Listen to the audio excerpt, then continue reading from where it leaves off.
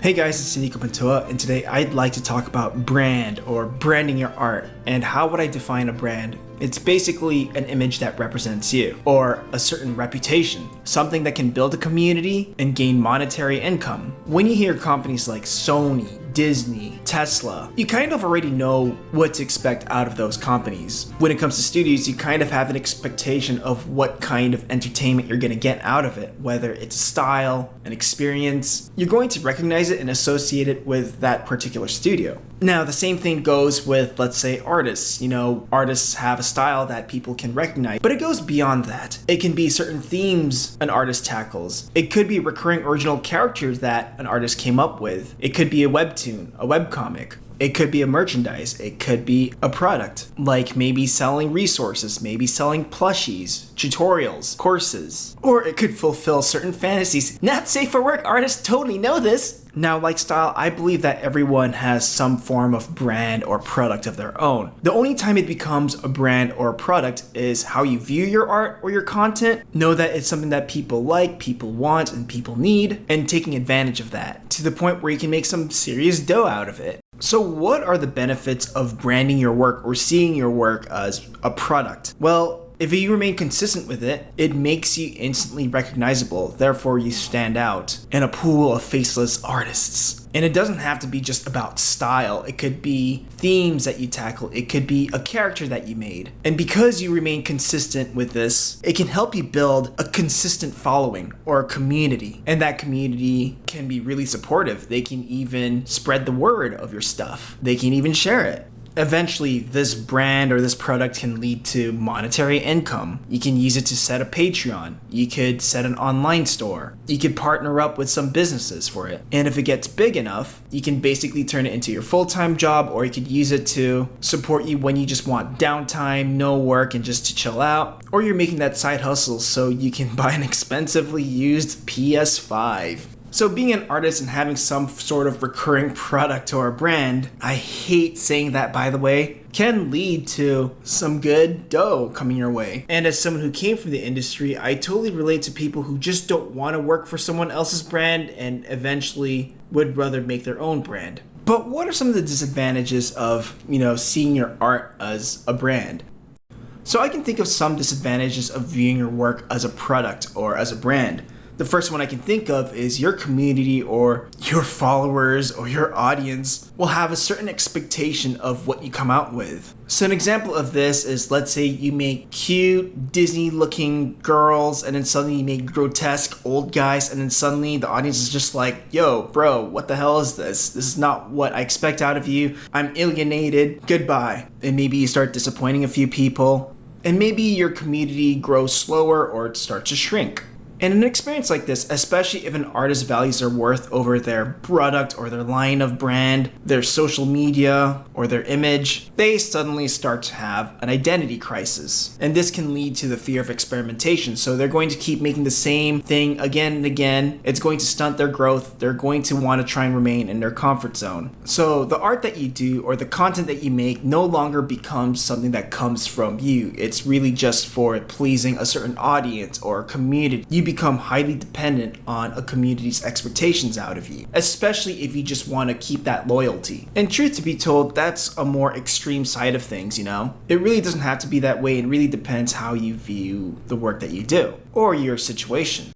So I'm going to use myself as an example. When I started a YouTube channel back in 2015, I came up with a mascot that would somewhat represent the overall essence of my channel. This mascot would be used for my intros to my YouTube entries. The mascot would also be featured in animation lessons and demos and would soon be the overall representation of my introduction to 2D animation video course. As people started to recognize my YouTube channel and my work, and I was mostly associated with that mascot. People recognized my avatar, my name, and what this recurring mascot represents. That sort of formed a brand.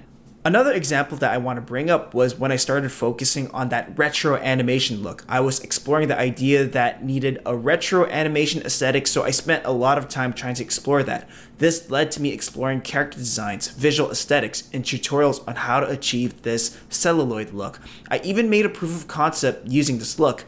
Then when I started meeting people, people kind of referred to me as a guy who made 80s to 90s looking stuff, or that my whole vibe was this retro 90s look. And what's interesting is that this was something that I never saw myself as, but because of the work that I put out, it made the impression that people saw me as this guy who represent that 80s, 90s nostalgia. However, when I strayed away from that stuff and did other things, I've had followers say that the reason why they followed me was no longer there, referring to that nostalgic look. Again, it was a reputation that I didn't really think was a big part of me, or that I didn't really know that I had. I was also known for making animation tutorials and advice, and I think it was probably the only thing that many people brought up about me. I think overall this can help me with other opportunities that can help me with my financial gain, but I also don't think that it best represents who I am. I like to tell stories and create stories. I've made short films, but people just do not see that yet because I mostly make animation tutorials and lessons and advice. And that's why I haven't really been posting as much tips, advice, or tutorials. Sometimes the brand forms itself with the reputation you bring onto others, whether it's what you were hoping to expect or not. One thing for sure is that there were times I felt like I had an image that was out of my control, an expectation or standard that people had of me that I had to keep up so that I could stay relevant or afloat. And that's another thing that I want to bring up. No one really knows what their brand actually is until they make something, they put it out, and it has a certain response. That's just my personal opinion. You could start making content or projects kind of having an idea of what brand you are or what brand you have in mind, but people who view your work will also decide what that is for themselves, and it might be completely different to what you had in mind. I made a series of tutorials and a proof of concept using 80s to 90s aesthetics and did fan art of cartoons from that generation. I became someone who reeks of that. I made lessons and tutorials using my mascot. I am known more as a teacher than a creator. You could be sharing valuable information that can be helpful to other people, but people will also remember you for a certain persona or personality you have relaying that information. Even if you have your heart set on a certain image or brand you sought for yourself, people will take in otherwise. It's really up to you to decide how to respond to that, whether you ride that boat or you switch gears. One thing you also have to remember is that people have different reasons why they make content or put out art. Some people want to form a brand, others don't. Many people I know in animation know the importance of having your own brand as an independent artist, but also know that it's not a priority for them. I think a part of it is sometimes that it does require a certain personality, especially if you want to see this brand grow. It does require a level of assertiveness that is a world of its own. Also, artists have different relationships with their own work. Some see it as mere fun and not meant to open other opportunities. That's fine. Some artists see their work as fine art. Some see their art worth the whole NFT crypto space. Some people don't give a shit about that. You just have to be honest in what you want to get out of your work and how this can give you a sense of creative fulfillment and stability. So what other final thoughts do I have about this whole idea of branding your art or seeing your work as a mere product? At the end of the day, whether you decide to see your work as a brand or not, it is important to take risks. This means coming out of your comfort zone, experimenting, seeing what works and what doesn't, seeing what rings true to your ideologies and values and what compromises that integrity.